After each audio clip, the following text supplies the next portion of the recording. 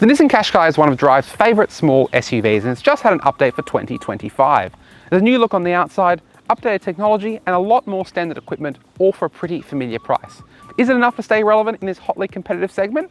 This video is going to take you through everything new on the outside of this car, particularly this new N design model grade you can see here, show the changes to tech inside and out, and of course hit the road to find out just what it's like to drive.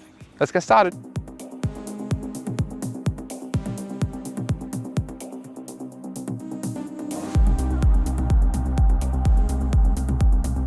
Many of the changes to the Qashqai for 2025 focus on aesthetics. Now this one here is the new N design variant, sits at the top of the model range. You can tell with this body coloured lower trim as well as his 20-inch wheels. That's the first time those have been offered on a Qashqai in Australia. You can see probably the biggest change to this car for the new model year is this new front end design.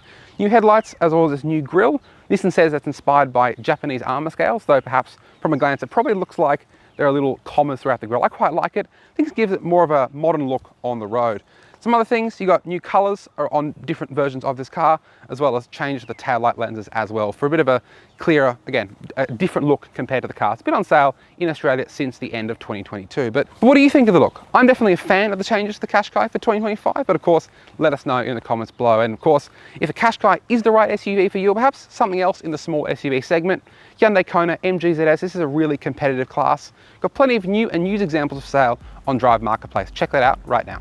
The 2025 Nissan Qashqai is the midlife upgrade for the third generation of this small SUV, which arrived in Australia about 2 years ago. Nissan has reshuffled the range for 2025. The base ST remains the same, but the ST Plus has become the STL, the old STL has become the TI, and the old TI has become the TIL. At the top of the range is a new N design variant, with unique 20-inch wheels, gloss black and body-coloured exterior trim, Alcantara accented seats, and more. Nissan's e-Power hybrid system is standard on the N design and optional on the TIL, with all other models using a 1.3-litre turbo petrol engine. Prices start from $34,665 before on-road costs for the ST, which is unchanged from the previous model, but will be offered until April 30 as part of a launch offer for $32,665 before on-road costs. Prices across other variants are effectively unchanged from their predecessors, but Nissan has added more standard equipment across the model range. Features now standard on every variant include a 12.3-inch touchscreen with wireless Apple CarPlay and Android Auto, dual-zone climate control, a leather-look steering wheel, rain-sensing wipers, and support for a new Nissan Connect phone app, with vehicle tracking, remote control of the locks, horn and lights, and more. Moving beyond the ST grade adds 18, 19 or 20-inch alloy wheels, wireless phone charging, satellite navigation, a 12.3-inch instrument display, a head-up display, power-adjustable seats with heating, leather upholstery, and Bose premium audio. For a full breakdown of standard equipment across the Qashqai range, check out the written review at the link in the description down below. Powering the petrol version of the Nissan Qashqai is a 1.3-litre turbo petrol engine, producing 110 kilowatts and 250 newton meters, matched with a continuously variable automatic transmission. The e-Power uses a 1.5-litre turbocharged 3-cylinder petrol engine as a generator to power a 140 kilowatt and 330 newton meter electric motor on the front axle. All models are front-wheel drive, and Nissan says they can support 91 octane regular unleaded, though 95 octane is recommended. Important to mention is the warranty, which for 2025 has been extended from 5 years unlimited kilometres to 10 years 300,000 kilometres, provided you service the car exclusively with Nissan dealers. It's the longest in the car industry, though it is worth noting that servicing clause, and MG's 10-year 250,000 kilometre warranty doesn't have that clause involved. The interior of the Qashqai has always been one of its strong suits, and that doesn't change for 2025. In terms of the revisions to the styling, it is pretty similar in here. There's some differences on the passenger side of the dashboard, but overall, it's fundamentally the same cabin that came out with this car a couple of years ago. What has changed though is you notice some of the materials around here. They're already pretty good in the Qashqai, but this N design model here gets a load of Alcantara around the place, which is this lovely sort of suede-like material you can see on the armrest, on the dashboard, on the door cards, even on the inside of these seats. You get some of this as well in the TIL model, and it makes it feel really expensive and quite exotic in a way. It's not something you see on a 50 grand car. I've definitely never seen this much Alcantara or even suede on a car at this price point. So a big tick for Nissan there. These seats, 8-way power adjustment on the driver's side, got this nice leather trim on the internals as well. Pretty comfortable on long drives, pretty supportive enough, and good for a small SUV like this. Something that is good to see is across the range you now get a leather steering wheel. The old model, on the base 2 grades, you've got a really cheap and nasty plastic or urethane wheel, to use the proper marketing term. Much nicer, this new leather wheel. And no paddles on this InDesign version. We do get them on the petrol model as well to control that CVT gearbox. Now, elsewhere in the cabin, 12.3-inch touchscreen is standard across the range. You get wireless Apple CarPlay and wireless Android Auto on every model, and higher grades also get satellite navigation. It's a pretty easy system to use. It's snappy enough. It's not the most feature-rich in the world, and overseas markets get some Google apps that we don't get in Australia. So Google Play Store, Assistant, Maps, things like that. But overall, it does the job, and I suspect most of the time we'll just be using Apple CarPlay or Android Auto anyway. In this spec, full digital dash ahead of me here, head-up display as well projected onto the windscreen, which is pretty cool. In terms of amenities, dual zone climate in every model, heated seats, heated steering wheel, panoramic sunroof as well on this spec grade, and yeah, has all the things you'd expect of a small SUV in 2025. In terms of storage, center console bin is a decent size, not the largest. You've got 2 USB-C ports in there as well. Door pockets are also pretty well sized, so the glove box is on the small side. I suspect there's probably a fuse box or something in the corner there. It does get in the way, but overall, most people, you probably just end up using the center console most of the time. A little shifter, sort of puck style shifter in this e-power version, differs from the petrol one. Wireless phone charger as well as a 12-volt socket and push button start across the range. Overall, big fans of the interior of this Qashqai, and it's even better for 2025. In the back of the Qashqai, you can see we've opened the sunroof in this car because the black headlining of this spec does get a little bit dark back here. But other than that, there's not a whole lot to complain about in the rear of the Qashqai. You can see decent space. This seat's set up for where I drive. I'm 186 centimeters tall or 6'1". And I've got enough space to seat in front. Headroom is okay too, and there is some tow room under the front seats, even with them set as low as they can go. Rear air vents, 2 USB-C ports, the usual suite of ISOFIX on the outboard seats, as well as 3 top tethers. You have a fold-down center armrest as well, with cup holders. They are really, really shallow. I don't know what you can actually put in there without them falling off at the next corner, but hey, I suppose it's better than nothing. A nice combination of that leather and suede on the seats, even on the sort of side of the seats, which is actually not something you always see in the back of cars, perhaps that are built to a price aimed at more of a mass market kind of customer. Some scratchy materials around, but overall, not too bad. That suede, you even get it on the sort of the door cards next to the window switches. Again, that's a nice detail to see there.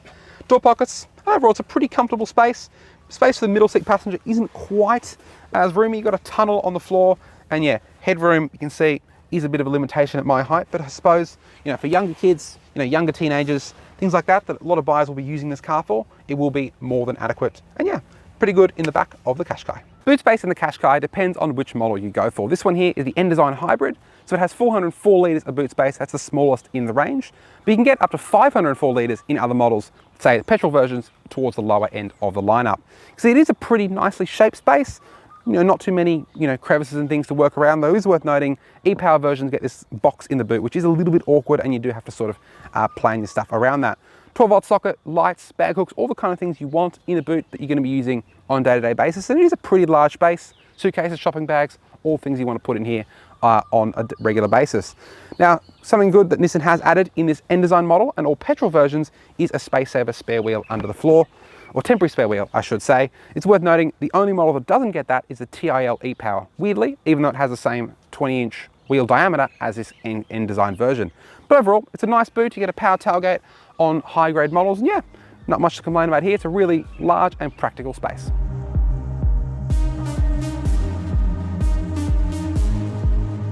Behind the wheel of the updated Nissan Qashqai. Now, not a whole lot has changed for 2025. This one here we're driving is the e-Power model, so it's Nissan's name for its hybrid technology. Now, unlike a normal Toyota or Hyundai hybrid, for example, where the wheels can be driven on petrol or electricity, this car solely uses petrol engine as a generator to charge its electric motor and battery. What that means is, from a standstill, you get very electric car-like performance, but also you never have to plug it in, you never have any range anxiety, and it just takes petrol like a normal car. It is a little bit weird at first. What you're doing with your right foot doesn't always correlate to what the car is doing from a noise point of view. Sometimes you can be off the throttle, but yet the car will be charging its batteries and keeping the engine flaring at a high RPM. But I suppose it is something you adapt to over time, and overall it's an interesting idea and a novel approach to hybrid technology in a car. Now, if that isn't for you, there is a normal 1.3 litre turbo petrol engine without any hybrid tech. It's not a powerhouse, but also it's not underpowered. It has enough punch for a car like this, whether it's in a city or on the highway, and the gearbox is paired to a continuously variable transmission, is a smooth operator. It can groan up hills on occasion. For the most part, it's pretty smooth and it does the job quite well. You get a choice of 3 drive modes in this car: standard, sport, and eco. And on all of them, the steering is pretty light. It's pretty direct too and quite accurate, But you will notice the way the car varies the ratio of the steering as you turn into corners. It's very common in modern cars, but it can be a little bit unnatural at first. You can find as you sort of wind on more lock in a tight corner, it can turn a bit sharper than you expect, but I suppose that's something you'll also get used to the more you own this car and the more you drive it. Now, in terms of the ride, the Qashqai has always had a sportier, firmer ride than some other cars in this class. It's not too bad, it's not too uncomfortable to live with, but even on the 20-inch wheels of this N-Design version, you can feel it does pick up more of the bumps on the road than you might like. And yeah, it's a little bit busy at times, so it's worth taking for a test drive because this may be perfectly fine for you. And if you prefer a sportier feeling car, you may like the way the Qashqai performs.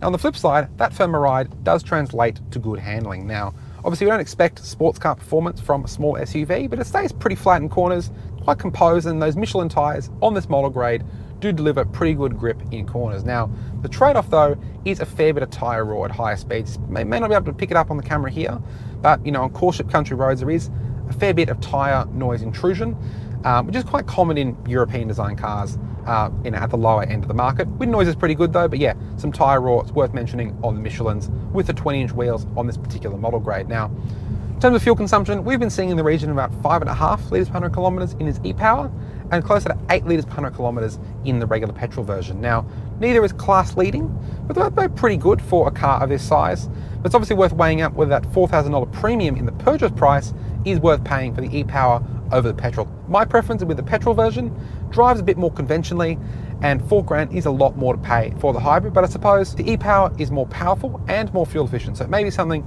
you want to consider if day-to-day running costs are a priority. Also worth calling out are the safety features in this car. Now, obviously it's got the full list of the latest driver aids, but none are really that annoying. There's no lane keep assist constantly tugging at the wheel. There's no traffic sign recognition system beeping at you all the time. It does read speed signs, but it doesn't beep at you when it detects a limit change or if you're overspeeding, for example, going even over 1K over the limit, as a Hyundai Kona will do, for example. Nothing that really gets on your nerves, which is really good to see, and a refreshing change for many modern cars. All right, let's head to the verdict. So there you have it, the updated Nissan Qashqai. The changes for 2025 aren't significant, especially compared to some facelifts of rivals in recent years. But to be honest, this small SUV didn't really need that much done to it. It's already near the top of what is a very competitive class. The value equation particularly is a lot sharper. You get more equipment when you buy it in the showroom, it's cheaper to service, and that 10-year warranty, conditional of course you service it through Nissan dealers, is really good thing for buyers in a very competitive segment, as I said before. But of course, I'm looking forward to getting this car through the Drive garage in the coming months to see what it's like up against its rivals, including the Hyundai Kona, which is our reigning best small SUV under $50,000 at the Drive Car of the Year Awards. If you enjoyed this video, why not give us a like? To stay up to date with our latest content, hit subscribe and that little notification bell. And of course, to read the full written review on the new Nissan Qashqai, head to Drive.com.au at the link in the description below.